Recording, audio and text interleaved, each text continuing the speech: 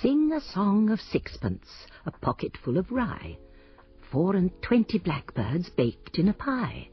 When the pie was opened, the birds began to sing. Wasn't that a dainty dish to set before the king?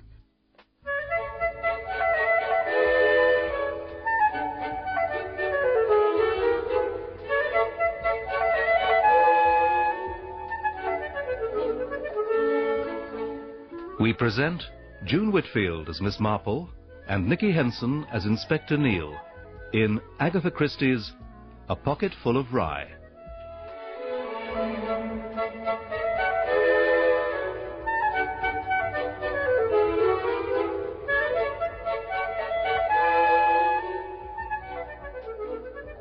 The king was in his counting house, counting out his money. The queen was in the parlour, eating bread and honey. The maid was in the garden, hanging out the clothes, when down came a dicky bird and pecked off her nose.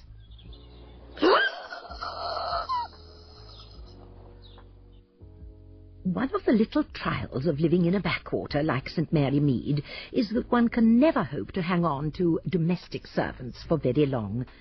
Once you have taught them not to rush in with the early morning tea like a bull at a gatepost, and to clean the silver, and to answer the door with a smile, and not to forget the name of the caller, they're off in search of something more exciting. That is why, for the past few years, I have been taking in girls from St. Faith's Orphanage, a very well-run place, though sadly short of funds, giving them the best training I can, and resigning myself to the mishaps. I didn't do it, Miss Marple. I can't think how it happened.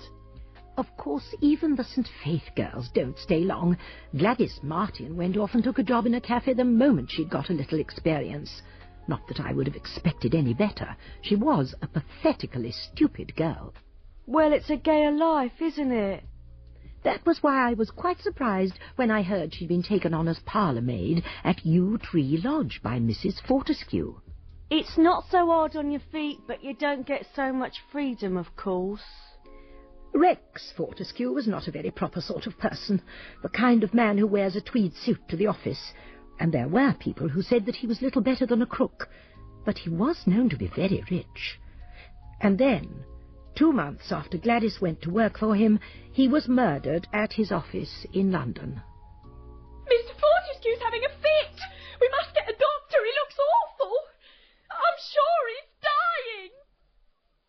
Miss Grosvenor, his personal, private secretary, had just taken in his tea at 11 o'clock.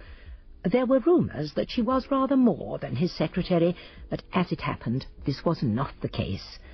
Mr. Fortescue had acquired a second wife who was both glamorous and expensive and fully capable of absorbing all his attention. Gee! What the hell did you put in the tea? Get a doctor! But by the time the doctor arrived, it was really too late. Mr. Fortescue was taken off to St. Jude's Hospital, and by 12:43 he was dead. You mean you don't think he died from natural causes, Doctor? Not a dog's chance, Inspector.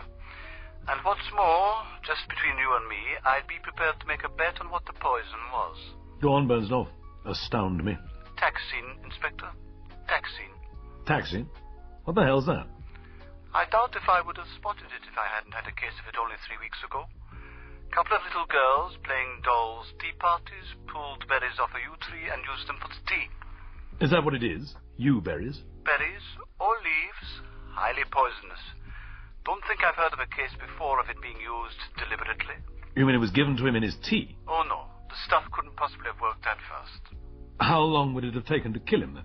I'd say about 2 hours. It was probably administered to him in whatever he had for breakfast. That would be your best bet. Good hunting, Inspector. Yeah. Sergeant? Yes, Inspector Neele. I don't think we need waste any more time here. The M.O. says whatever it was that killed him was probably taken with his breakfast. Then if it's nothing to do with this place, I'll get the lads to stand down. Yeah.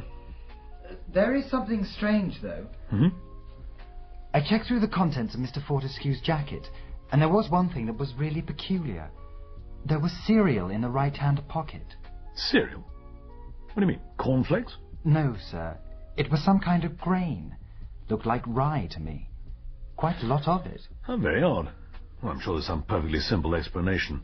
Could you ask that secretary of his, Miss Grosvenor? Yes.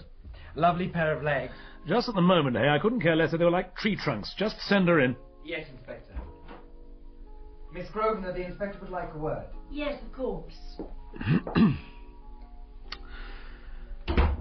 I've been trying to get hold of Mrs. Fortescue again, Inspector Neele, but I can't find her. It seems she's out playing golf.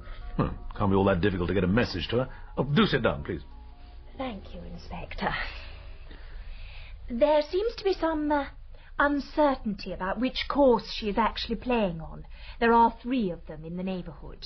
Could you give me the exact address of the house, please, and the telephone number? Baden Heath 3400. The name of the house is Yewtree Lodge. Yewtree Lodge? Is that really the name? Yes. What's so strange about it? Nothing. There's a big yew tree in the garden. It was there before the house was built. Can you give me details of the members of the family? Mrs. Fortescue is his second wife. She's much younger than him. They've been married for nearly 2 years. Any children? There are 2 sons and a daughter of his first marriage. The daughter, Elaine, lives at home, and so does the elder son, Percival, and his wife.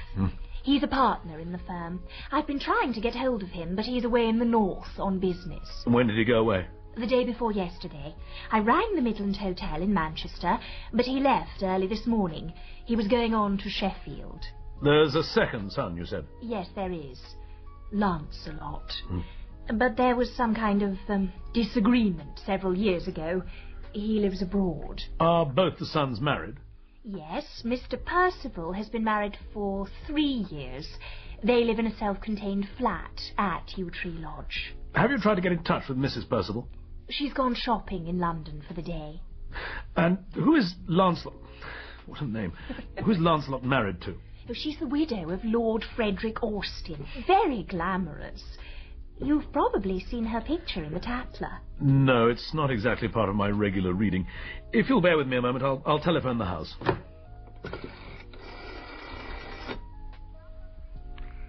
Number, please. What was the number again? Baden Heath 3400. Baden Heath 3400. Trying to connect you. Why do the sons have such peculiar names? I believe that the first Mrs. Fortescue was a passionate admirer of Tennyson's Idylls of the King. Baden Heath 3400. I want to speak to Mrs. Fortescue, or Miss Fortescue. Sorry, there aren't neither of them here. Are you the butler? That's right.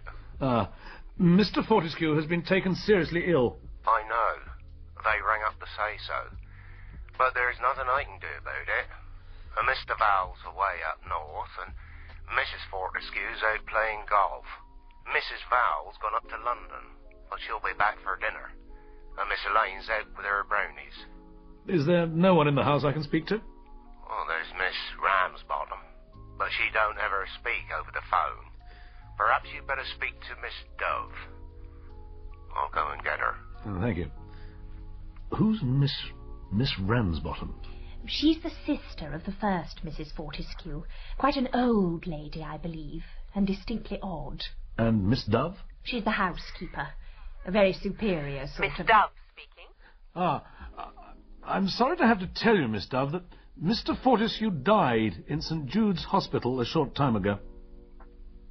I see. I had no idea. It must have been very sudden. He seemed perfectly well when he left here this morning. You saw him before he left? Oh, yes. Well, what was it, his heart? Did he suffer from heart trouble? Not that I know of, but since it was so sudden. Are you speaking from the hospital? Are you a doctor? No, Miss Dove. I'm Detective Inspector Neele of the CID, and I shall be coming down to see you as soon as possible. Detective Inspector? But why have you been called in? Oh, it's quite routine in a case of sudden death, Miss Dove. I gather it is some time since Mr. Fortescue's seen a doctor. Oh, he was quite unreasonable. Mr. Percival tried to make an appointment for him, but he wouldn't keep it. They've all been so worried. I see. If Mrs. Fortescue returns to the house before you arrive, what do you want me to tell her? Oh, just say that in a case of sudden death, we have to make a few inquiries. Routine inquiries. I'll do that, Inspector. Thank you.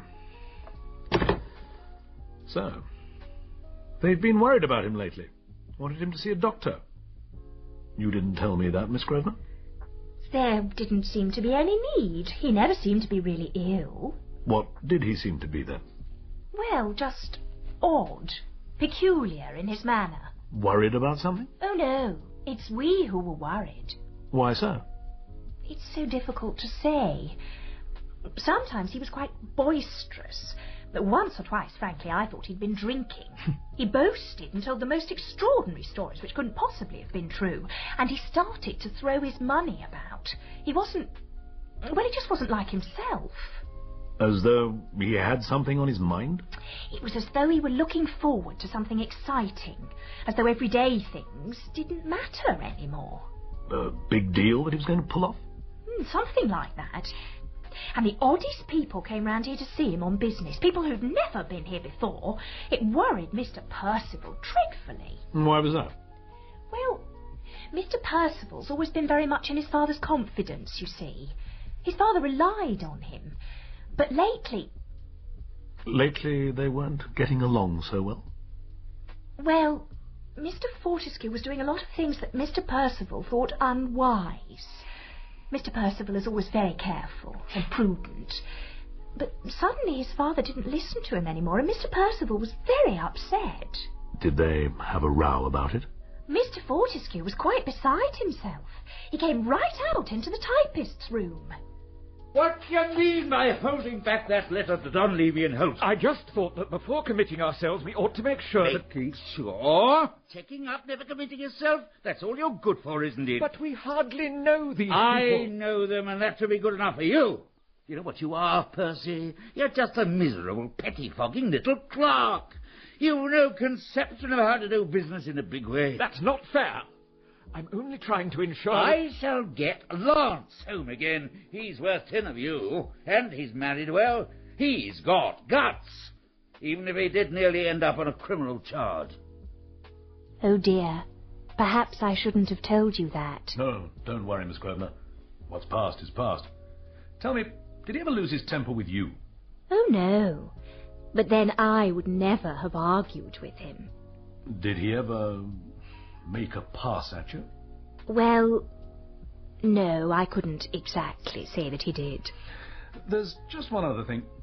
Was Mr. Fortescue in the habit of carrying grain about in his pocket?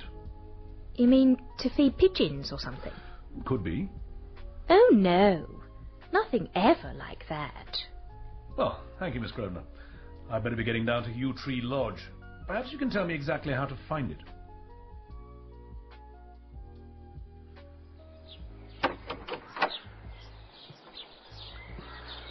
And what can I do for you, sir?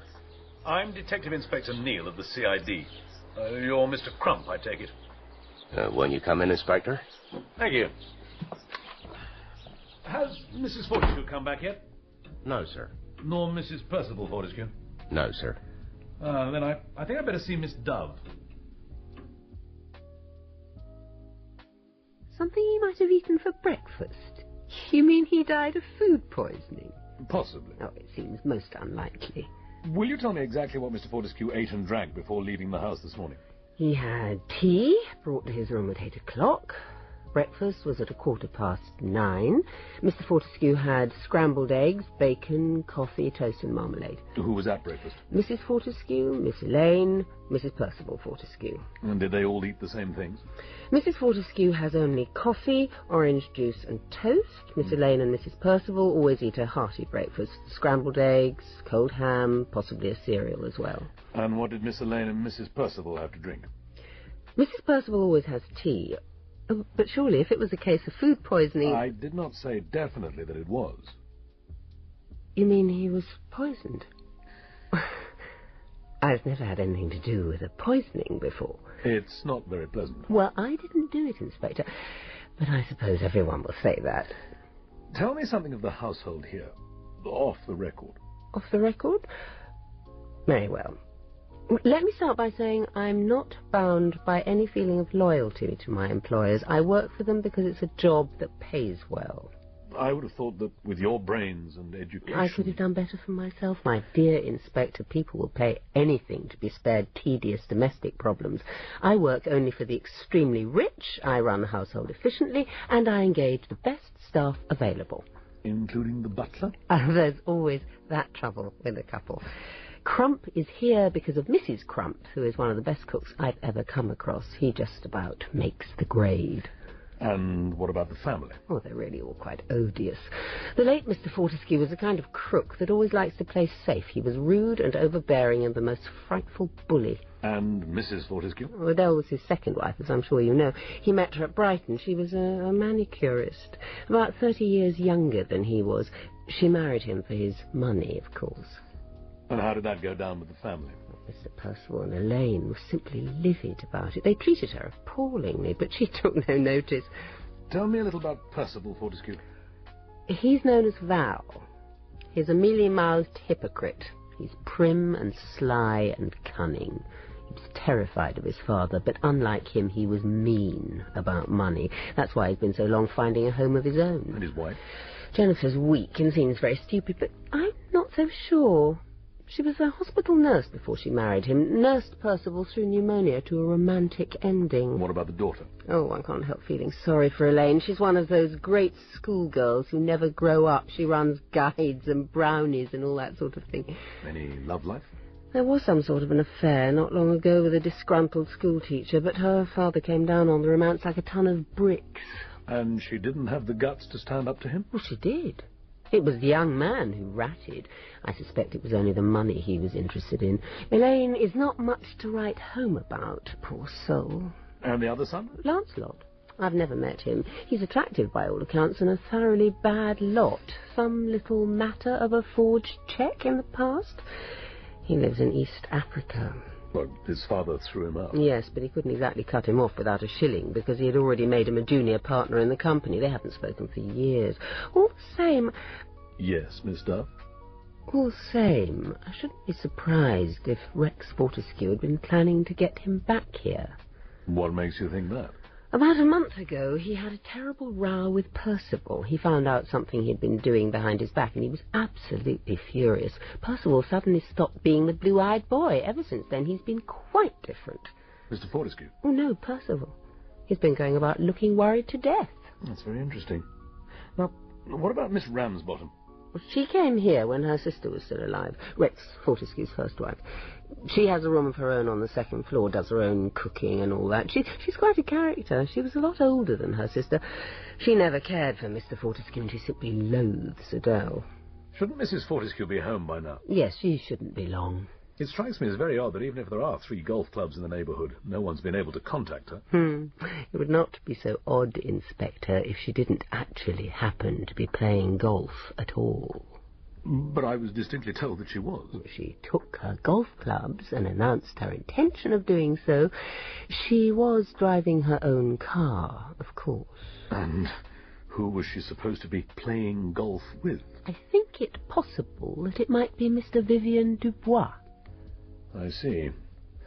Now, I think I'd better talk to the girl who served breakfast. Gladys, I'll send her in. She'll probably be scared to death. I didn't do anything, sir. I didn't really. I don't know anything about it. I never said you did. Now, come and sit down here. I want to know about breakfast this morning. I didn't do anything at all. Well, you laid the breakfast, didn't you? Yes, I did that. Now, can you tell me which of the family came down first? Miss Elaine, sir. She came in just as Mr. Crump was bringing in the coffee. Then Mrs. Fortescue came down, then Mrs. Percival. And Mr. Fortescue? He came down last. And did you wait on them? Oh, no, sir. They waited on themselves. The tea and coffee were on the sideboard and the other dishes were on the hot plate. And everyone took coffee except for Mrs. Percival? That's right, sir. She always takes tea. Tell me about Mr. Fortescue's clothes, his suits. Who looks after them, brushes them and so forth? It's supposed to be one of Mr. Crump's duties, but half the time he makes me do it. Have you ever found grain in the pocket of one of his suits? Grain? Rye, to be exact. There was some found in the pocket of your master's coat. Rye?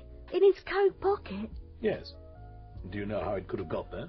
I couldn't say. I'm sure I never saw any. I hope I'm not interrupting, Inspector. No, we've more or less finished. You can go now, Gladys. Thank you, sir. This telegram has just arrived from Paris. I thought you should see it. Sorry your letter delayed. We'll be with you tomorrow about tea time. Shall expect roast veal for dinner. Lance. So, the prodigal son has been summoned home. Oh, that'll be Mrs. Fortescue now. Adele Fortescue was glamour all through. She was what is, I believe, known as a sexy piece. Her appeal was terribly obvious, of course. It said to every man she encountered, "Here I am. I am a woman." You don't mean he isn't dead? I'm afraid that is so, Mrs. Fortescue. I suppose it must have been a stroke. Poor Rex. It wasn't a stroke, Mrs. Fortescue. I'm sorry. Did I hear you say you were an inspector? That's right. Inspector Neele, CID. And who might you be, sir? This is Mr. Dubois. We've been playing golf together. There will have to be an inquest, I'm afraid, madam. An inquest? But why? Something wrong? I'm afraid this must all be very distressing for you, Mrs. Fortescue, but it seemed advisable to find out as soon as possible exactly what your husband had to eat and drink before leaving for his office this morning. Do you mean he might have been poisoned? It would seem that that is the case. Oh, I can't believe it. Oh, you mean food poisoning? But we've all been all right. All of us. I'll have to push off, Adele. You'll be all right, won't you? I mean, there's Miss Dove here and... Oh, Vivian, don't go. Awfully sorry, old girl. Important appointment. I'm putting up at the Golf Hotel, by the way, Inspector, if you should want me for anything. Thank you, Mr. Dubois. Goodbye, Inspector. Goodbye, Adele. Goodbye, Vivian. I'm sorry we had to intrude in this way, Mrs. Fortescue. It must have been that awful bacon we get sometimes. We shall know better after the autopsy. Oh, I can't bear to talk about it anymore. It's so awful. I'm only just beginning to take it in. Oh, poor Rex. Poor dear Rex. It's been very sudden, I know. I must go and lie down. Mrs. Percival will be here soon. I'm sure she'll be able to tell you anything you want to know. Jennifer Fortescue was a plump woman with a very discontented mouth. She had one great consolation in life, and that was shopping. Somehow it seemed to make up for all the things she believed she'd been deprived of: an attentive, loving husband, children, a house of her own. Do you mean he was murdered? Now, why should you think that, madam? Well, people are sometimes. And you're a police inspector. Have you seen her about it? What did she say? What did who say, madam? Adele, of course. I always told Val his father was crazy to go and marry a woman years younger than himself. And now look what's come of it. A nice mess we're in. Pictures in the papers. Reporters swarming round the house. What was it? Arsenic? The cause of death has yet to be established. But you already know, don't you? It seems possible that Mr. Fortescue's illness resulted from something he'd eaten at breakfast. Breakfast? But I don't see... You don't see what, madam? I don't see how she could have done it then. Unless she slipped something into the coffee, when Elaine and I weren't looking. But she would have had to have been very quick. I thought you might like to know that your tea is ready for you in the library, Mrs. Val. Oh, thank you, Miss Dove. Yes, I could do with a cup of tea. I feel quite bowled over. I don't think she's ever heard of the word slander. Is there anything I can do for you, Inspector? I think I'd better have a word with the cook, Mrs. Crump. Police, indeed. Coming in here and asking nasty questions. I'd have you know that everything I've sent up to the dining room has been just as it should be. No bad food's ever been served in this house. No one is saying anything of the kind, Mrs. Crump. There is just one thing I'd like you to tell me. Have you ever seen any yew berries in this house? Never touch yew berries, my old mother always used to say. Nasty, poisonous things. Is that what's supposed to have done it? We don't know yet, for sure. Well, I'd never allow anything like that in my kitchen, if that's what you're suggesting. And what's more, if you Excuse me, Inspector. But I thought you'd like to know that Miss Elaine has returned. Ah, thank you, Sergeant. I'll see her at once. She's in the library, sir. Miss Dove's with her. It's so awful. I didn't think that I cared for him at all. I thought I hated him. But that isn't so. I do mind. I mind terribly. I can see that it must have come as a terrible shock, Miss Fortescue. Do you know what the really awful thing is, Inspector? It's that his death makes everything come right. Gerald and I can get married now. I can do everything that I've always wanted to. If only it hadn't happened this way. I don't want Daddy to be dead. I think it might be better if I took Miss Fortescue to her room, Inspector. Yes, of course. If you could just tell me where I can find Miss Ramsbottom. Her apartment is at the top of the stairs by the drawing room, Inspector. But I should warn you, you may find her a little odd. I haven't got a wireless. I beg your pardon? If it's the license you've come about, I wouldn't let one of those things anywhere near me. It's not the wireless, Miss Ramsbottom. Well, what is it, then? I'm sorry to have to tell you that your brother-in-law, Rex Fortescue, was taken suddenly ill and died this morning. Struck down in his arrogance and sinful pride. Well, it had to come. I'm afraid this must come as something of a shock to you. I cannot say that I am unusually disturbed. He was always a sinful man. I never liked him. It seems possible that he was poisoned. Wouldn't surprise me in the least. But I didn't poison him, if that's what you want to know. Have you any idea who might have wanted to? Plenty of people have wanted to murder Rex in their time. A very unscrupulous man. And old sins have long shadows. Have you anyone particular in mind? If you want my opinion, the butler looks to me a bit of a rascal. And that parlour maid is definitely subnormal. I think you'd better go now. If you ask me, I'd say it was the wife. Nobody is asking you, Sergeant. But yes, I suppose it often is the wife in cases like this. Or the husband, of course. I mean, she's a very attractive woman, sir. And years younger than her husband. And she certainly had the opportunity, all right, and the motive. And what would be the motive, Sergeant? The money, sir. I imagine Rex Fortescue would have left her most of it. And there was that man she was supposed to be playing golf with, Mr. Dubois. Do you suppose he might have been in on it too? It's difficult to say. From what little I've seen of him, I'd say he was too fond of his own skin. A bit too careful. At this stage, though, I'm not prepared to rule anybody out. Adele Fortescue isn't the only one who had the opportunity, or the motive, come to that. No, sir, I suppose not. There's the daughter, Elaine, and the daughter-in-law, Mrs. Percival Fortescue. The daughter was mixed up with a young man whom her father didn't want her to marry, and he definitely wasn't marrying her unless she had the money. That gives her a motive. As for the daughter-in-law, I wouldn't like to say. I don't know enough about her yet. You don't think that one of the servants might have... No, Sergeant, I don't. The parlour maid and the cook handled the breakfast, but I don't see how either of them could have made sure that it was Rex Fortescue who got the tax in and nobody else. And what about the housekeeper, sir? Miss Dove? Well, I grant you she's something of an unknown quantity. Mystery lady. But why on earth should she want to murder her employer?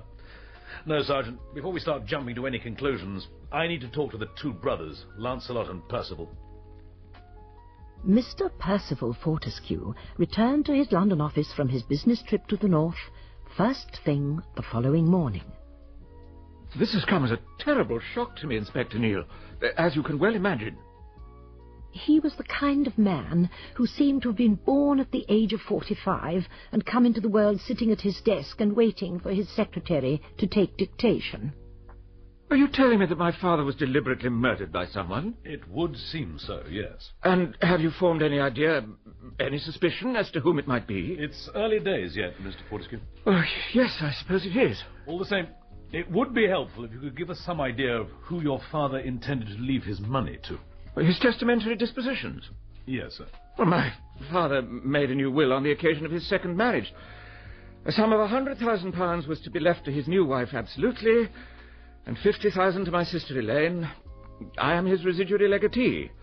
I am already, of course, a partner in the firm. There was no bequest to your brother, Lancelot? No. There was an estrangement of long standing between my father and my brother. And are they still estranged? That is so. Then perhaps you will tell me what this means. Miss Dove received it yesterday. We'll be with you tomorrow about tea time. Shall expect roast veal. I can't understand it. I really can't. Seems clear enough, Mr. Fortescue. Your brother is arriving back in England today. But that's just not possible. I can't understand it. Your father said nothing about it? He certainly did not. It's unforgivable to go behind my back and send for him. You've no idea why he would do such a thing? Well, of course I haven't. But he's all on a par with his behaviour recently. He's out of his mind. You must forgive me, Inspector. For a moment, I'd forgotten that he was dead. Oh, if you'll excuse me, Mr. Fortescue, I'd better be on my way. I want to be at the airport when your brother's plane gets in. In a way, I'm dreading the whole idea. City life just isn't my style. Up on the 908, back on the 515. I'm far more at home among the down and outs.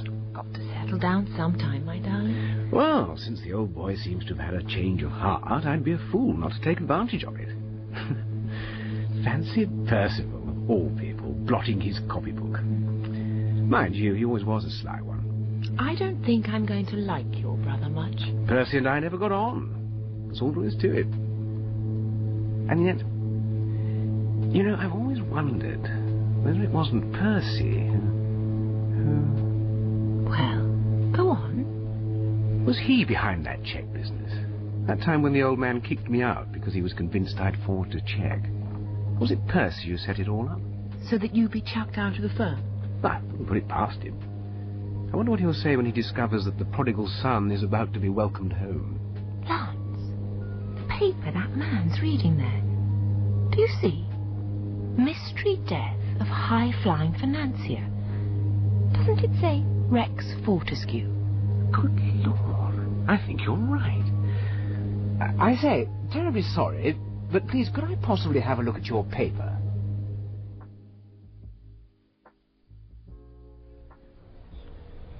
Yes, Mr. Fortescue, taxing. Probably from Yewberries. The whole thing's like some wild melodrama. You've no idea at all who might have poisoned your father? Good Lord, no. I expect the old man made a lot of enemies in business. Lots of people who'd like to skin him alive. But I'd scarcely be in the know. My husband has been living abroad for quite a few years, Inspector. It's only quite recently that we decided to come back to England. That's really what I wanted to talk to you about. What made you decide? I believe that you were not on the best of terms with your father. Nobody could have been more surprised than I was.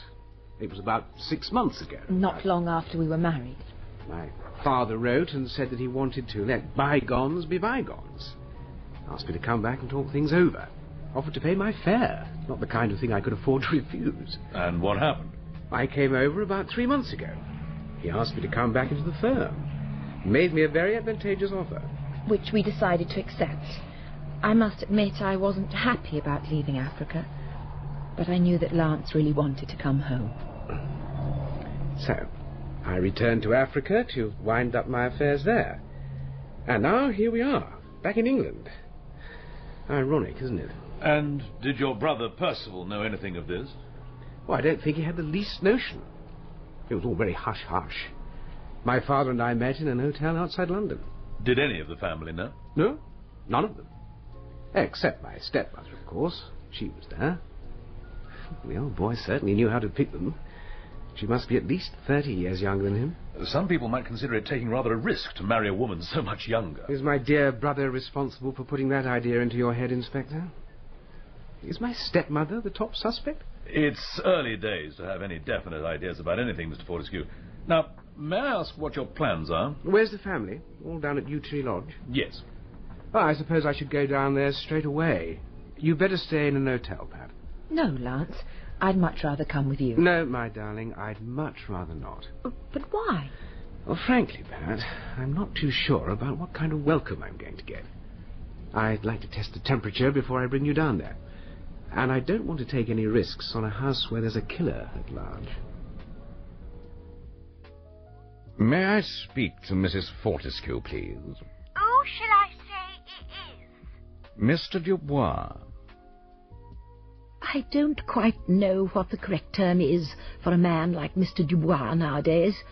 In my day, he would have been described as a gigolo. Whatever he was not a gentleman. Is that you, Adele? Vivian, thank God you phoned. Oh, my darling, it's been so awful. Don't call me darling over the phone. It isn't safe. But, darling... And listen, don't telephone and don't write. But, Vivian... The letters I wrote you did burn them as you promised. I will burn them, darling. Of course I will. You must burn them now. straight away. Promise me. I promise. Well, I'd better ring off now. Remember, don't phone and don't write. But, darling... I'll give you a ring again as soon as I can. Oh, darling, Was that the telephone I heard just now, Gladys? Who was it? Oh, that was just a wrong number, Miss Dove. Someone thought we were the laundry. And before that, it was Mr. Dubois. He wanted to speak to the mistress. Well, you'd better take in the tea. It should have been there ages ago. Quick as you can. Yes, Miss Dove. Oh, Miss Dove. Thank goodness someone's still alive in this place. And what's happened to tea? We've only got the teapot. Where are the cakes and things? I'll see to it, Mrs. Fortescue. Where is everybody this afternoon? I really do not know. Miss Fortescue came in a little time ago. I think Mrs. Percival's writing letters in her room. That woman never stops writing letters. She takes a positive delight in death and disaster. It's utterly ghoulish. Whatever's happened to tea? There's a tray standing in the hall with cakes and things on it. What's it doing there? I'll see to it at once, Oh, Miss speed it up, Fortescue. please, Miss Dove. I'm starving. Oh, hello, Mrs. Val. I didn't know you had been out. I went into the garden for a breath of air. Help me off with my coat, will you? It's so cold. I should be glad to get to the fire. What are the tea things doing there? Oh, Gladys seems to have gone off somewhere. I'll take the tray in now. Give it to me. You see to the door. Thank you. That's very kind. I suppose it is an emergency. Hello. You must be Mr. Lancelot Fortescue. The very same. Where's your luggage? This is all there is. I've paid off the taxi. And is your wife with you? She won't be coming. At least, not yet. Then come this way, won't you, Mr. Fortescue? Everyone's in the library. Thank you. Lance? Oh, Lance! Is it really you? Well, I'd hate to think of you throwing your arms around a perfectly strange man, little sister. Oh, and you must be Jennifer, Val's wife. I'm afraid that Percival's been detained in town. He has to see to everything. You can really have no idea what we're going through. It must be terrible for you. Oh, but what can I be thinking of? You haven't met Adele. Adele, my dear, this Oh, but I have. How are you, stepmother? But surely you can't have. Sit down on the sofa beside me, Lance. Let me pour you a cup of tea. I'm so glad you've come, Lance. We badly need a man about the house. You must let me do everything I can to help. It's been so awful. We've had the police here. I know. They met me at the airport. What did they say? Did they tell you that they think he was poisoned? And they seem to think that it might have been one of us. That's their problem. Now, let's get down to this delicious tea.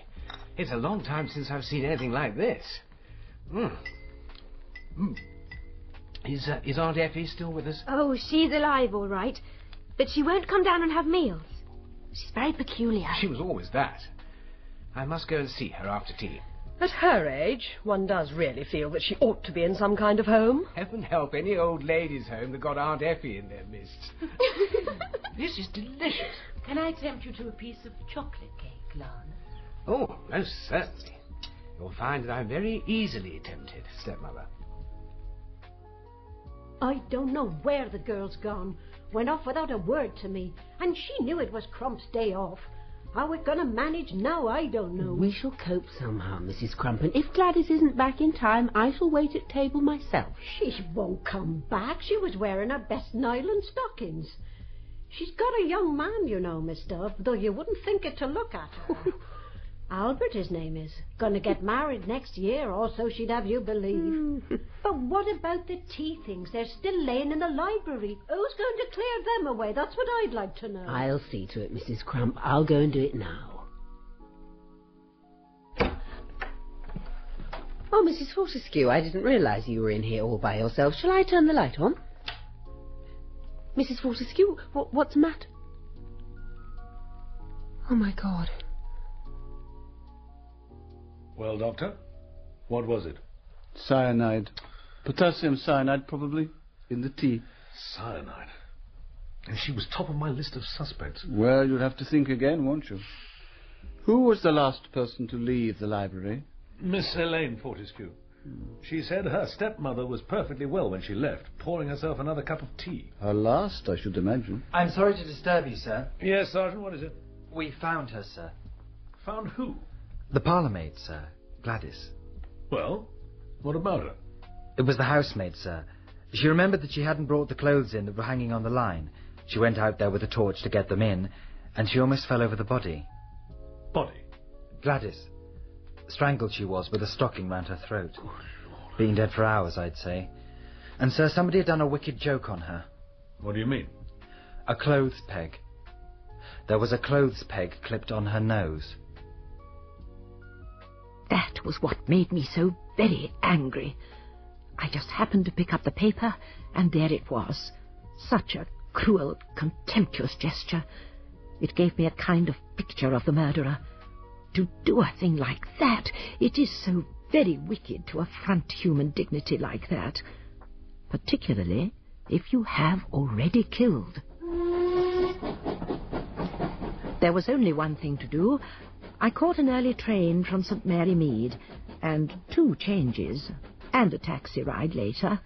Not an easy journey. I was standing outside Yewtree Lodge.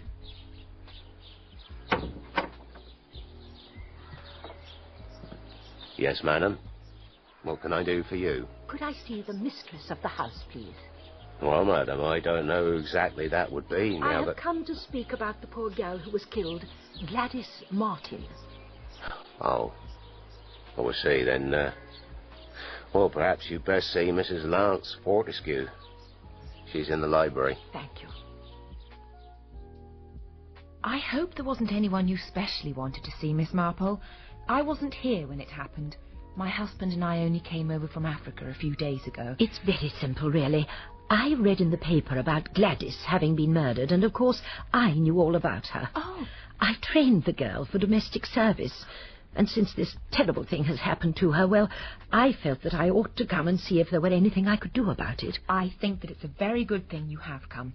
Nobody seems to know very much about her, relatives and all that. No, of course not. She didn't have any relatives. She came to me from the orphanage. I never even saw her. Was she a pretty girl? Oh, no, not at all. Adenoids and a good many spots. She was rather pathetically stupid, too. But that did not stop her from being very keen on men. Poor soul. It can't have been much of a life. It seems so horrible and futile that she should have been caught up in this thing. I suppose she'd seen or noticed something. But to put a clothes peg on the poor girl's nose... The whole thing is such a horrible nightmare. A pointless murder without any rhyme or reason to it. Oh, I wouldn't say that, you know. I think you better come and speak to Inspector Neele. He's in the house now. He's a very human person. For a policeman. And the girl actually lived in your house, then? That is why I feel responsible for her in a kind of way. But she was a very silly girl, you know. She wouldn't know what to do if something came up. Oh, dear.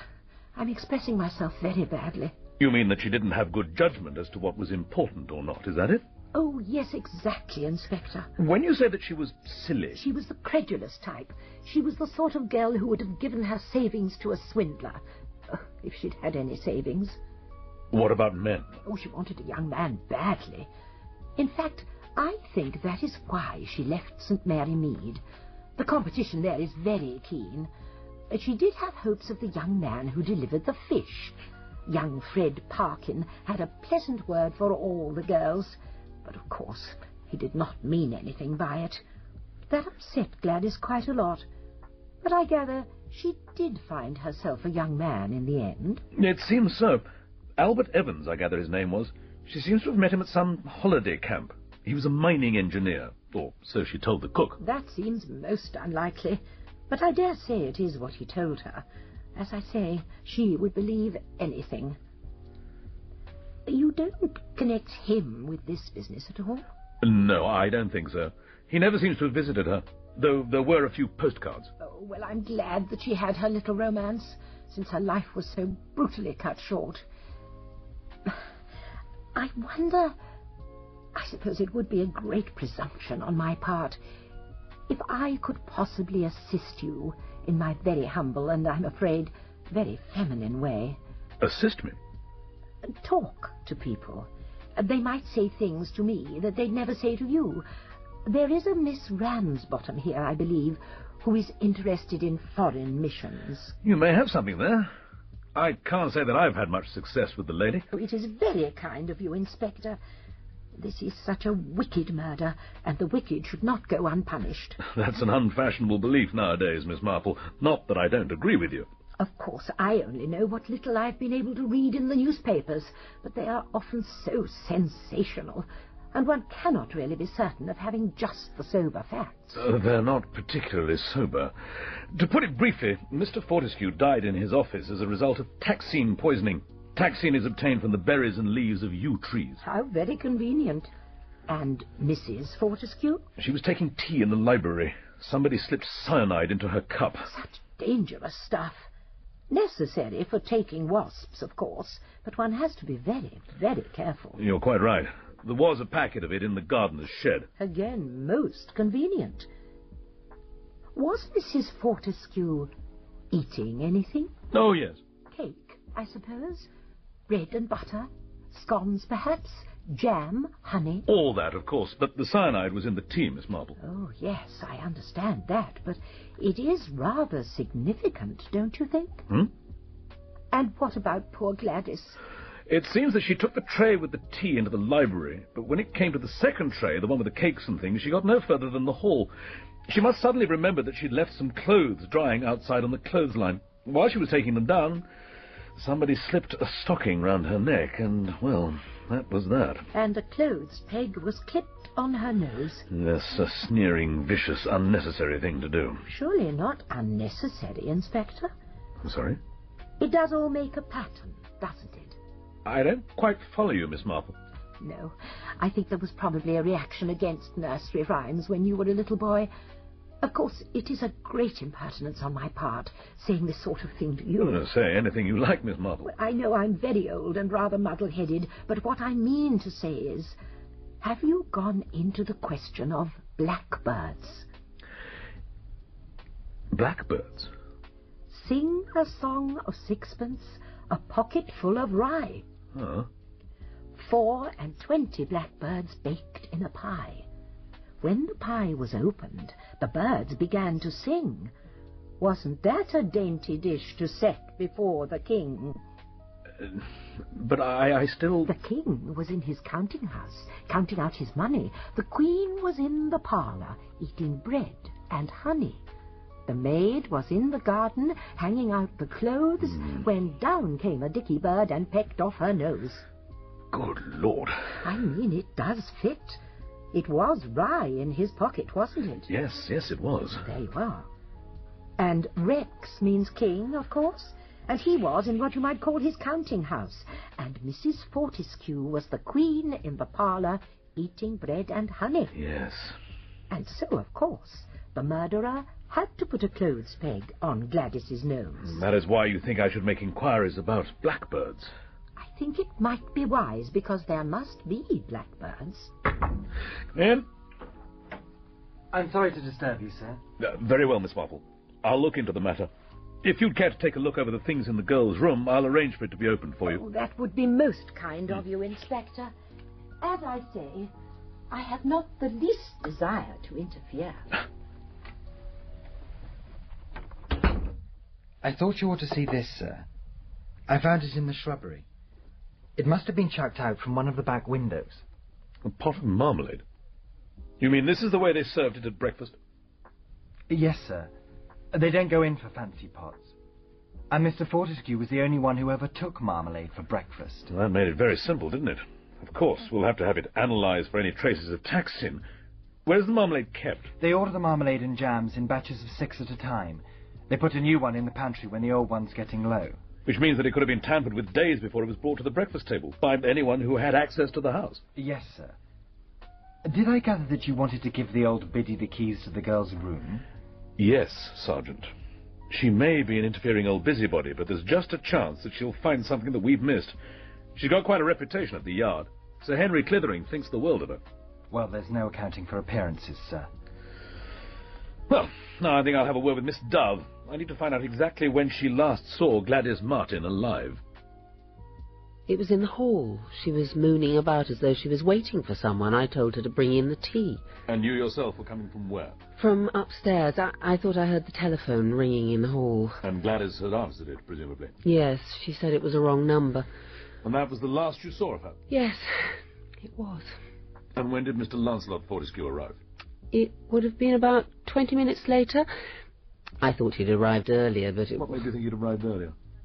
Because I thought I caught a glimpse of him through the landing window. In the garden, you mean? Yes, that's why I was surprised to see him when he rang the bell. What time did you see this man? It would have been about 20 to 5. Oh, then it couldn't possibly have been Lance Fortescue that you saw. His train was late. He couldn't have arrived here before 5 minutes to 5 at the earliest. Well, I'm sure I did see someone. Which way was he going? Along behind the yew hedge towards the east side of the house. Where the side door is? Yes, that's right. Thank you, Miss Dove. That may be very important. By the way, you can't tell me anything about blackbirds, I suppose. What did you say? Blackbirds.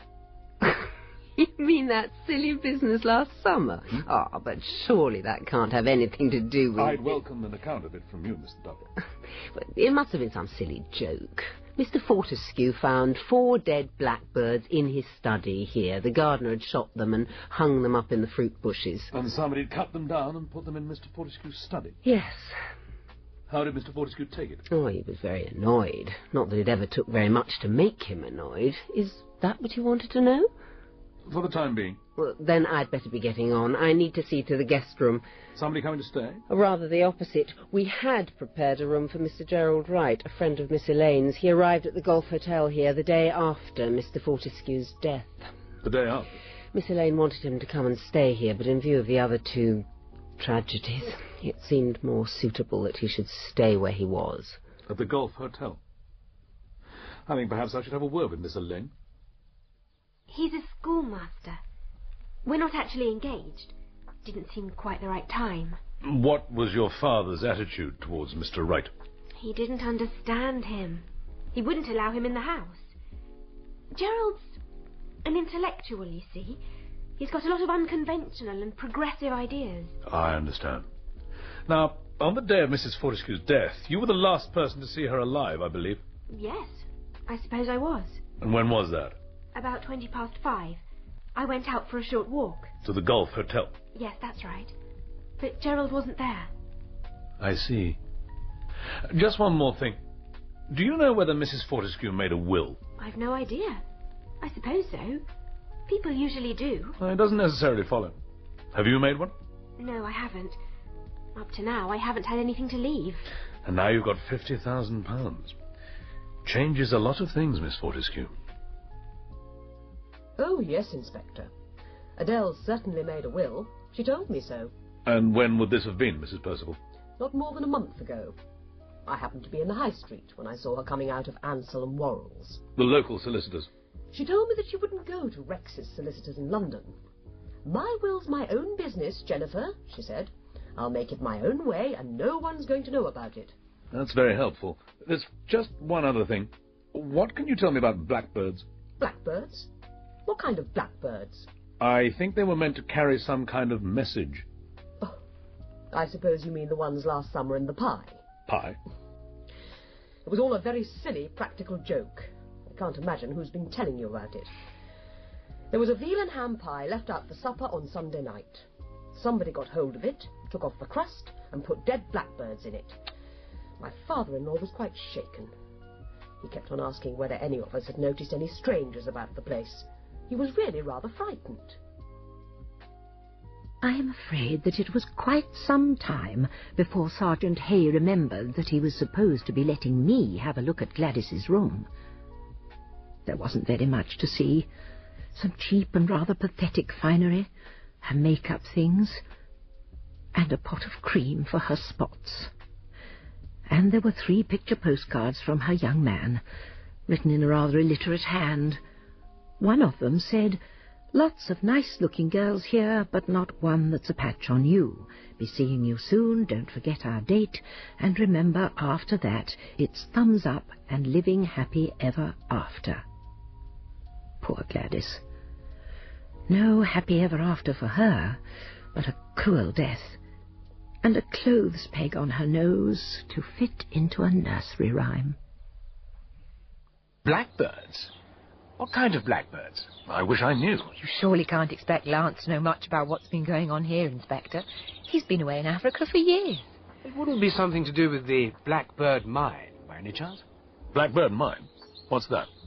The trouble is that I really can't remember very much about it.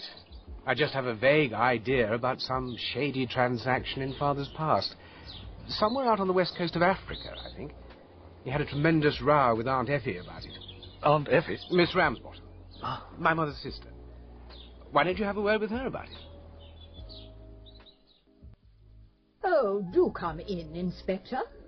I've been having the most fascinating discussion with Miss Marple here about our missions in Sierra Leone. She's really remarkably well informed. I'll leave you to talk to Miss Ramsbottom, Inspector. There's really no need, Miss Marple. I've asked Miss Marple to come and stay here in the house. No sense in throwing her money away on that frightful golf hotel. Oh, it's very kind of you, Miss Ramsbottom, but I really think I must not intrude in a house of mourning. Mourning? Fiddlesticks. Who'll weep for Rex in this house? Or Adele, for that matter.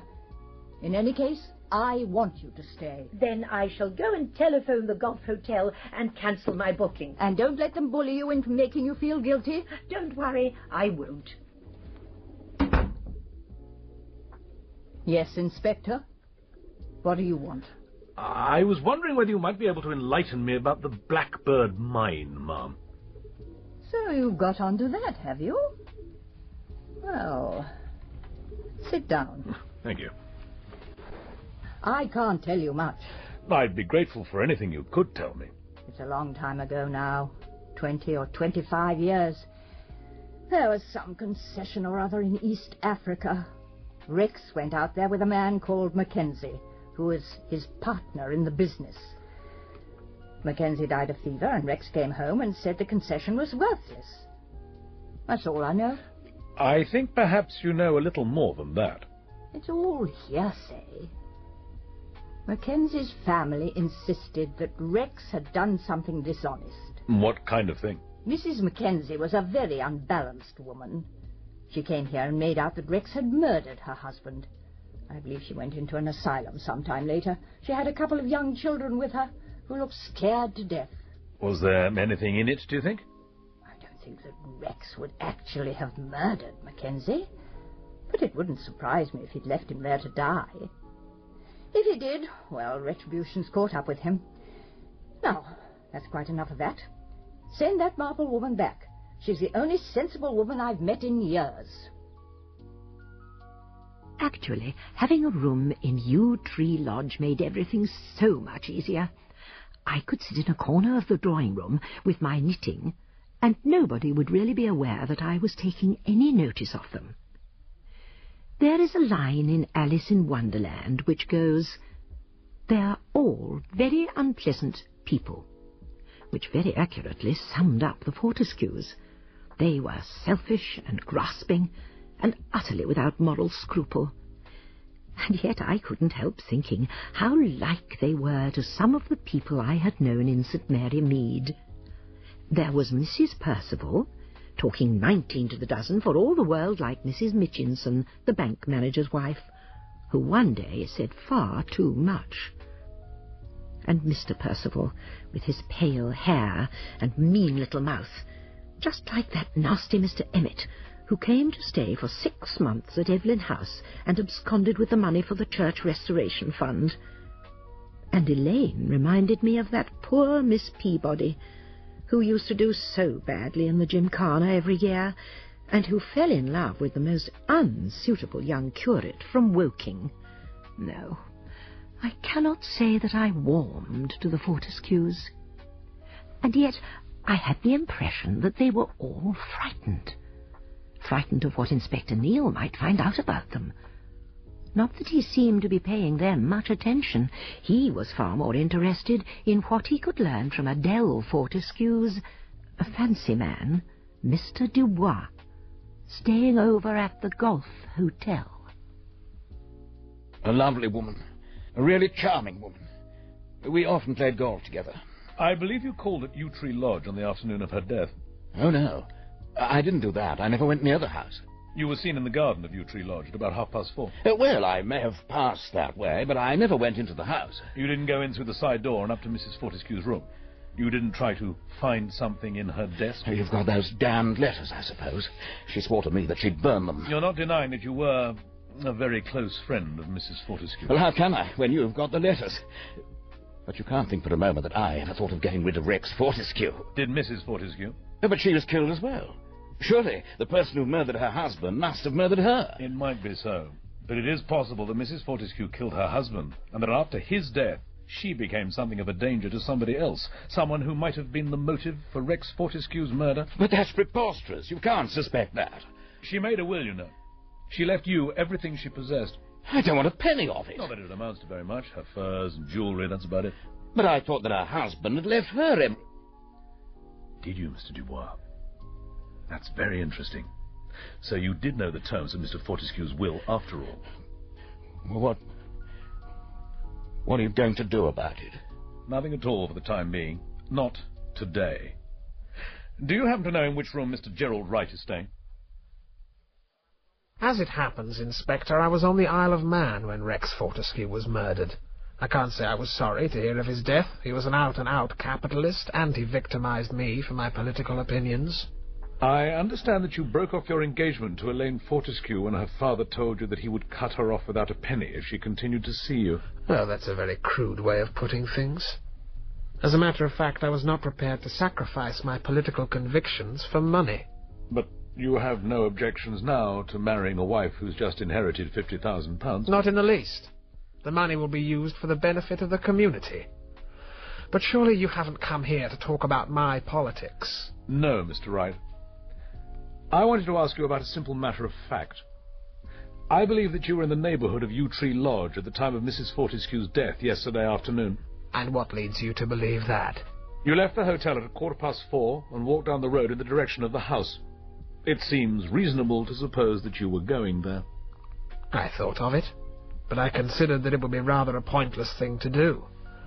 I'd arranged to meet Elaine at the hotel at 6 o'clock. I went for a walk along a path that branches off from the road and returned to the hotel. Elaine did not keep her appointment. Quite natural under the circumstances. Then, if someone said that they looked out of a window at Yewtree Lodge and saw you in the garden at about 4:35... I would say that they were mistaken, Inspector. Visibility would have been bad by then. I think it would be very difficult to be sure. He's right, of course. And I can't say that I see him as a front-runner. And Vivian Dubois? It just doesn't add up. He isn't the type. Admittedly, he believed that Adele Fortescue had left him all her money, but by killing her, he was only going to draw suspicion onto himself. In any case, he would have been in for a pretty nasty shock. You mean she changed her will? No, nothing like that. But there was a clause in Rex's will that said his wife could only inherit if she survived her husband by 1 month. So what happens to the money, sir? It goes back to the firm. Or rather to the residuary legatee, Percival Fortescue. Funny how everything seems to lead back to him. Yes. So where do we go now? I'm going to have a word with Dr. Bernsdorf. I want to find out what, if anything, was wrong with Rex Fortescue. And there's something I want you to do for me, Sergeant. Yes, sir. Find out the address of that asylum where Mrs. Mackenzie is. Do you want to speak to her, sir? No. I think I might ask Miss Marple to have a word with her. She probably stands a better chance of getting her to talk. And there was a clothes peg on the poor girl's nose. Such a nasty thing to do. And the Lord thy God will put all these curses upon thine enemies, and on those who hated thee. That is what made me want to get to the bottom of it. Can't you see I'm reading? There isn't much time. I thought perhaps you might be able to help me. Nothing to do with me.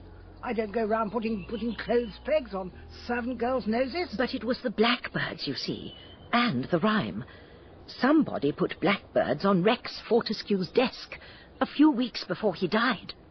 He was a liar and a murderer. And you see, I couldn't help thinking that these deaths might somehow be connected with the Blackbird mine. And thou shalt return and obey the voice of the Lord. I believe that Mr. Fortescue and your husband went out to the mine together. It was my husband's mine. He found it and staked a claim to it. But he needed money to capitalize it. If I'd been wiser, if I'd known more, I'd never have let him do it. Oh, I do understand. If only we knew these things at the time. But do you think that Mr. Fortescue might somehow have been Responsible for your husband's death? Somehow. Nobody knows how he died or where he died. And all anyone knows is what Rex Fortescue said. And Rex Fortescue is a liar. Of course he killed him. And the Blackbirds on his desk?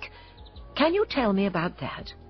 They were 9 and 7 and left without a father. I told them every day. I made them swear it every night. Your children? Donald and Robey. And what did you make them swear? That they'd avenge their father's death. And Donald went out to Dunkirk. Never came back.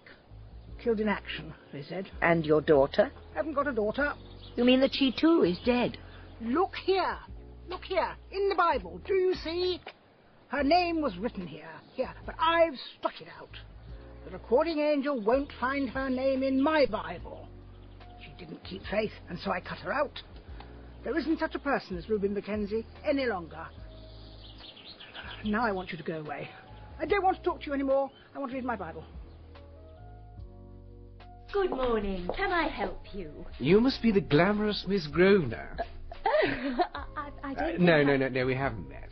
I'm Lancelot Fortescue. Oh. We should be seeing quite a lot of each other in future. Is my brother in? No, not yet. Then I'll sit in his office till he gets here. Oh, Inspector. Didn't expect to find you in here. Morning, Mr. Fortescue. You've come to take up your duties, I suppose. So you've heard I've decided to come into the firm? Your brother told me so. Did he now? With enthusiasm? The enthusiasm was not marked. Poor Percy. I'm only trying to put the wind up him, you know. I couldn't really stand office life. I'd stifle in a place like this. I just want to make him sweat a bit. Get a bit of my own back. Your own back? For what? Oh, it's old history now. There was a little matter of a cheque, I understand. Would that be what you're referring to? You do your homework, Inspector. Yes, it was the cheque. I've always suspected that my brother has... Talk of the devil. Good morning, Inspector. Good morning. Hello, Lance. You didn't tell me you were coming in today. I felt a zeal of work sweeping over me. Where would you like me to start? Nowhere, just at present. What can I do for you, Inspector? There's just one thing I wanted to mention. I understand that for the last months of his life, your father's general behaviour and conduct were a source of increasing anxiety to you all. He wasn't well. He wasn't himself at all. May I ask if you suspected that your father was suffering from what is familiarly known as GPI, general paralysis of the insane, the condition which terminates sooner or later in hopeless insanity? Yes, Inspector, that is exactly what I did fear. That is why I was so anxious for my father to submit to medical treatment. Which brings me to my second point. I understood you to say that you had no communication with your brother of any kind since he left England several years ago. Quite so. Yes, but it isn't quite so, is it? Last spring you were so worried about your father that you wrote to your brother in Africa to try and get his support by having your father medically examined and put under restraint if necessary. Well, yes, but I really don't see... And what was your reply to his letter? I told Percy to go and boil his head and let the old man alone. Frankly, that was one of the reasons why, when I got that letter from my father, I came over to find out for myself. I must say there didn't seem to be much wrong with him, so I thought I'd better come home for good and see fair play. That is a monstrous suggestion. And you actually think that we should be able to work together in this company? I won't have it. Well, you can't stop it. I'm junior partner, remember? You can't get rid of me that easily. The partnership can be dissolved. You mean you'd buy me out? And what are you going to pay me with? After you've forked out £50,000 for Elaine, there won't be anything left. We'd have to divide up the holdings. I'm sure the Inspector doesn't want to hear all this. Oh, don't worry, he's lapping it up. So, what are you going to fob me off with? Bogus diamonds, inaccessible rubies, oil wells that have run dry? You know very well that you can rely on me to be scrupulously fair. I wouldn't trust you an inch, Percy. You've always been a dirty, mean little skunk, and I've hated your guts ever since you forged that cheque to get me out of the way. That is out... But you're right on one thing. We couldn't work together in a million years. All I want is to get back to Africa where I'll never have to set eyes on you again. Give me father's rubbishy speculations. Some of them are bound to pay off in the end. And if you throw in the Blackbird mine, at least it will get the murdering Mackenzies off your back. You surely can't believe all that rubbish. Oh, I don't know. The Inspector believes it. Don't you, Inspector? Ah, Miss Marple. Your sergeant said that you wished to see me, Inspector. Oh, I do hope I haven't kept you waiting. I was in the kitchen talking to Mrs. Crump about her pastry. I always think, you know, it's better to approach the subject gradually, don't you? And the way to a cook's heart, as they say, is through her pastry. While what you really wanted to talk about was Gladys Martin. Did you find it helpful? Oh, yes, I found it very helpful indeed. I really think that things are becoming very much clearer, don't you? I do and I don't. Look, Miss Marple, I want to talk to you seriously. Yes, Inspector. In a way, you and I represent opposite points of view. One might almost call them sanity and insanity. Now, what exactly do you mean by that, I wonder? Well, Miss Marple, there's a sane way of looking at this case. Rex Fortescue's murder benefited certain people, one person, I may say, in particular. The second murder benefits the same person. The third murder, one might call a murder for safety. But which do you call the third murder? Exactly. I've had a feeling ever since you put forward the nursery rhyme idea that there was something wrong. The king in his counting house, the queen in the parlour, the maid hanging out the clothes. But the deaths cannot have happened in that order. Gladys must have been murdered before Adele Fortescue, mustn't she? Exactly. Because otherwise she would certainly have taken the second tray into the dining room. Quite so. She took in the first tray and then something happened. Something lured her away into the garden. And once that had happened, I don't see the possibility of her death being long delayed. Of course, you are quite right. It never was a case of the maid was in the garden hanging up the clothes. That was all camouflage, like the clothes peg, to make sure the thing fitted in with the rhyme. Exactly. That's why I can't see eye to eye with you about this nursery rhyme business. But it fits. You must agree it fits. Oh, it fits, all right. But it leads us away from the real facts. Just for the moment, I'm going to concentrate on the reasons why sane people commit murder. We'll start with who benefits by Rex Fortescue's death. Quite a few people, I should imagine. But one person in particular. His son, Percival. Now, he wasn't at Yewtree Lodge that morning, and at first I thought that ruled him out, but I'm not so sure.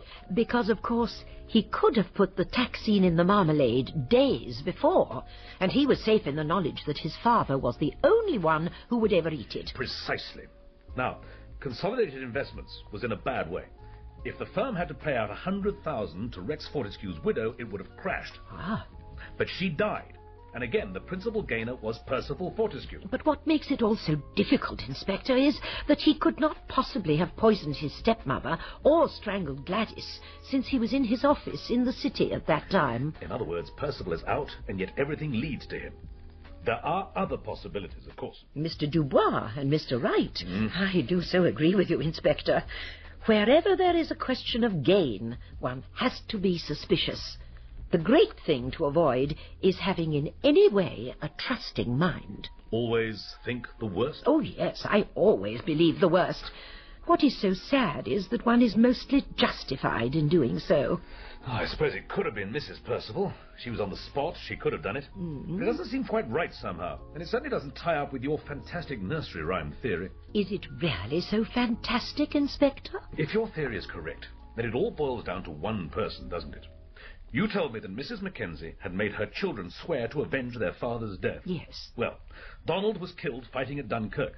But Ruby Mackenzie is still alive, and if, as I suspect, she's living in this house in disguise, then there is only one person that it can be. I wouldn't be as certain as all that. Oh, yes. Only one person. And what brings you here, Inspector? I wanted to talk to you about a couple of curious features in this case. And what are they? To begin with, there's the strange circumstance of the rye found in Rex Fortescue's pocket. I agree, it is very curious, but I really cannot think of any explanation. And then there are the Blackbirds on Mr. Fortescue's desk and in the veal and ham pie. You were here at the time of both these occurrences, I think. Yes, I was. It seems such a purposeless, spiteful thing to do. Perhaps not entirely purposeless. What do you know, Miss Dove, about the Blackbird mine? I don't think I've ever heard of it, Inspector. Tell me, is Miss Dove really your name? What an extraordinary question. Are you suggesting that it is not? That is exactly what I'm suggesting. I believe that your name is Ruby Mackenzie. And what do you expect me to say to that? Do you want to see my birth certificate? That might be helpful, or it might not. You could be in the possession of the birth certificate of a Miss Dove, a friend, perhaps, or someone who'd died. It really is quite a dilemma for you, isn't it, Inspector? Do you deny categorically that you are Ruby Mackenzie? I shouldn't really like to deny anything. It's up to you to prove that I'm this Ruby Mackenzie, whoever she is. Prove it if you can, Inspector. The old tabby's looking for you, sir. Do you mean Miss Marple? Yes, sir. But I was talking to her not half an hour ago. She says she's got something important to tell you. Oh, very well. Where is she? I believe she's in the library, sir. You see, we never really finished our little talk, did we? I was not quite ready then to put my cards on the table. I mean, I wouldn't like to make any accusations unless I was sure about it. Accusations? You mean you think you know who the murderer is? Well, I know who killed Rex Fortescue. It was the marmalade which clinched the matter, showing how, as well as who, and well within the mental capacity. Whose mental capacity? Oh, I am sorry. I'm afraid I find it difficult sometimes to make myself perfectly clear. I think it might be better if you were to start at the beginning.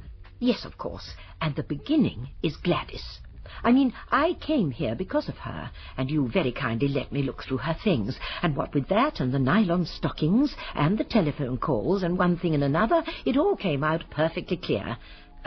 I mean about Mr. Fortescue and the taxine. You have a theory as to who put the taxine into the jar of marmalade? Oh, it is not a theory, I know. You know? It was Gladys, of course. Are you telling me that Gladys Martin deliberately murdered Rex Fortescue? Oh, of course she didn't mean to murder him, but that is what it amounts to. It was she who put the taxine in the marmalade. She did not know it was poison, of course. What did she think it was, then? I rather imagine she thought it was a truth drug. A truth drug? It is really quite instructive, the things these girls cut out of papers and keep. What kind of thing? Nowadays, nobody believes any longer that a magician can wave his wand and turn you into a frog.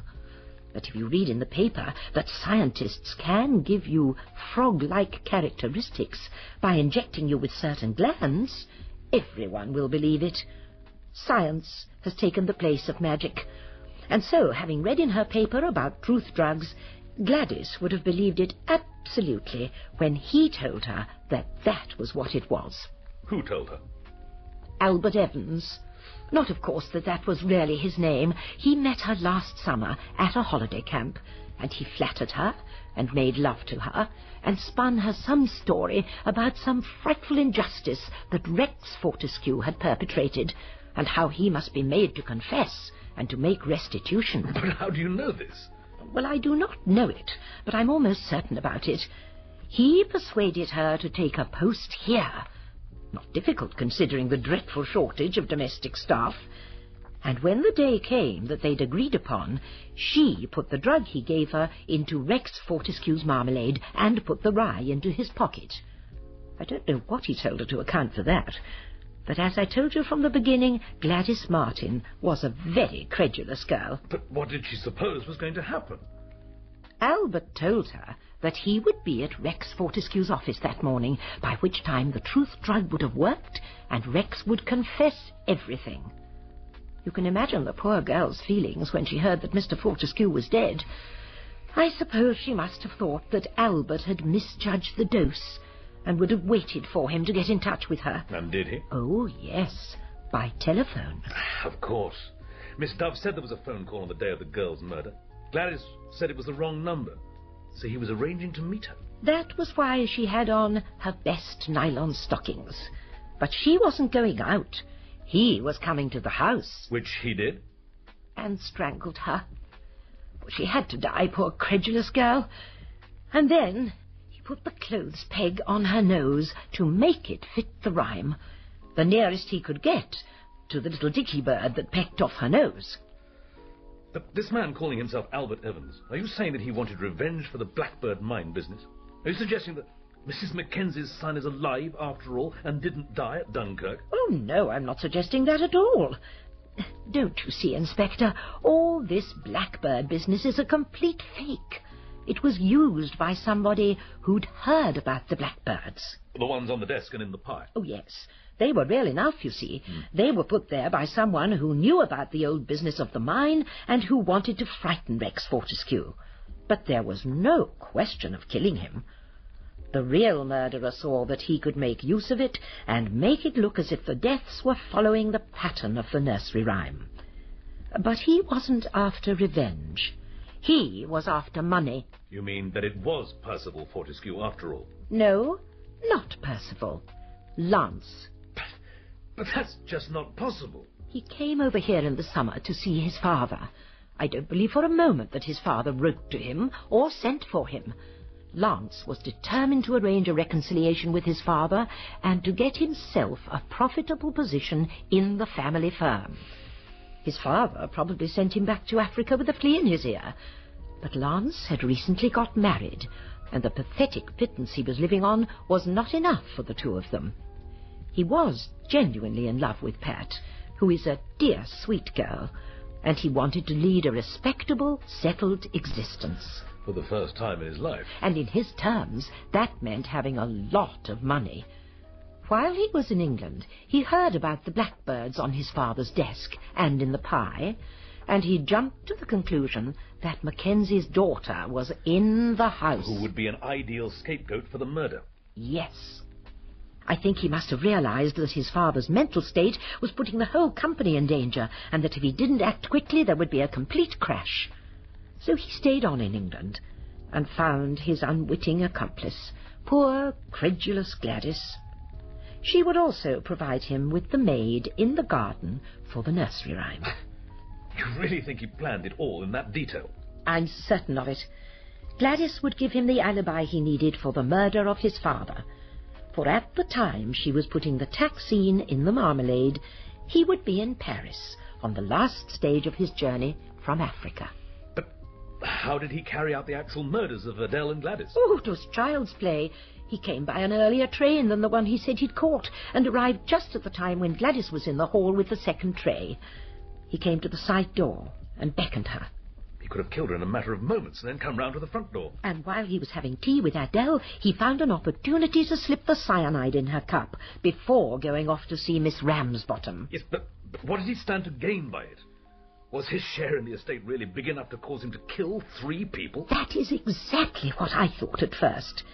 But then I happened to read in the Times something about uranium deposits being found in Tanganyika, and I wondered whether they might have anything to do with the Blackbird mine. So that was why he was offering to take it off his brother's hands. Mm-hmm. Of course. He was on the spot. He'd have known all about it. Yes. The mine would be worth a fortune. But how do you suppose I'm ever going to be able to prove any of this? Oh, you'll prove it. You are a very clever man, Inspector. I've seen that from the first. There's so much that still needs explaining, though. The Ruby Mackenzie business. I was certain she was living in this house. And you were right. But you were after the wrong person. Go and talk to Percival's wife. She came to this house as a nurse when he was suffering from a severe bout of pneumonia. I have an idea that she deliberately sought him out. Rex Fortescue practically murdered my father.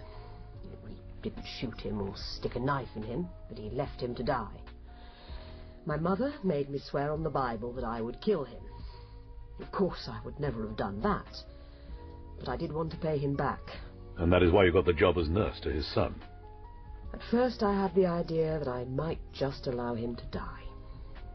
But of course, if you're a nurse by profession, you just can't do that. Actually, it was quite a job pulling Val through. And then he asked to marry me, and I thought, well, if I can get back the money his father swindled my father out of, that's a much more sensible way to go about things. And it was you who put the Blackbirds on his desk and in the pie? I wanted to give him a fright. I wanted to bring it all back to him. You surely don't think that I murdered him? No, I don't. By the way, have you been paying Miss Dove any money lately? How did you know that? A cheque for £500, if you please, Miss Dove. payable to Mrs. Percival Fortescue. Stupid bitch told you, I suppose. Blackmail is a rather serious crime, you know. It's very annoying. This job hasn't quite turned out exactly to plan. I'm sure it hasn't. We've made a few inquiries. It's a curious coincidence that in the last 3 places you have filled so admirably... No one's ever had a word to say against me. There have been quite major robberies shortly after you left. The thieves seem to have been remarkably well informed as to where they might lay their hands on anything of any real value. Coincidences do happen. Oh, yes, they happen, Miss Dove. But they mustn't happen too often. Now, if you'd be good enough to make out that cheque... Black knave. Red queen. You found out what you wanted, Miss Marple? Yes, Miss Ramsbottom, I did. I'm not asking you any questions. You're a shrewd woman. I knew that as soon as I saw you. Wickedness is wickedness and has got to be punished. I do so agree. Black knave. I'm sorry for his wife, though. So am I. And you'll be going back home now, I suppose. Back to St. Mary Mead. There is a new girl there from St. Faith's. I want to find out how she has been getting on while I have been away. I've got a herring for your supper, miss. You'll find everything very nice in the house. Regular spring cleaning I've had. Oh, thank you, Kitty. I'm glad to be home. Your letters is there on the whole table, miss.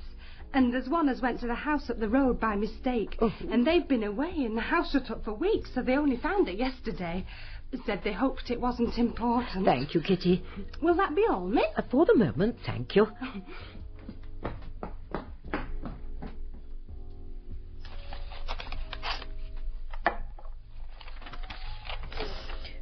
Dear Madam, you'll have seen the newspapers. It was murder, they say, but it wasn't me that did it. Not really, because I would never do anything wicked like that. And I know Albert wouldn't either. I'm telling this badly, but you see, we met in the summer, and we was going to be married. Only Bert has been swindled out of his rights by this Mr. Fortescue, who's dead. Bert has this friend who works in a place where they make what you call a truth drug. Bert told me to be sure to give it to Mr. Fortescue with his breakfast. So I put it in the marmalade, but it must have been too strong. But I know it wouldn't be Bert's fault. The police are here, and I haven't heard from Bert. Oh, Madam, if only you could come here and help me, they'd listen to you. If you could only come here and talk to them. Yours respectfully, Gladys. P.S. I'm enclosing a snap of Bert and me, taken by one of the boys of the holiday camp. Bert doesn't know I've got it. He hates being photographed. But you can see, Madam, what a nice, kind boy he is. Poor, silly, trusting, deluded girl. And to meet with such a heartless killer. But at least he won't escape justice now. I can make sure of that. Kitty? Yes, Miss Marple? I'd like a cup of tea, please. It's been a long journey.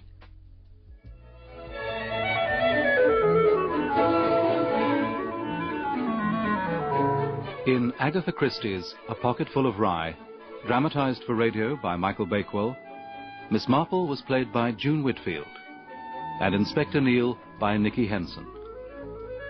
Miss Dove, Kristin Millward, Gladys, Clara Mackey, Sergeant Hay, Joshua Taub. Rex Fortescue, Derek Waring, Percival, Peter Yapp, Jennifer, Natasha Pine, Lance, Ian Masters, Patricia, Annabel Mullion, Elaine, Deborah Berlin, Adele, Becky Hindley. Miss Ramsbottom, Margaret Ward, Mrs. Mackenzie, Charlotte Mitchell, Miss Grosvenor, Gilly Bond. Crump, Don McCorkindale, Mrs. Crump, Margaret John, Dr. Bernsdorf, George Parsons, Vivian Dubois, Michael Tudor Barnes, Gerald Wright, Oliver Senton, Kitty, Claire Hayhoe. The play was directed by Enid Williams.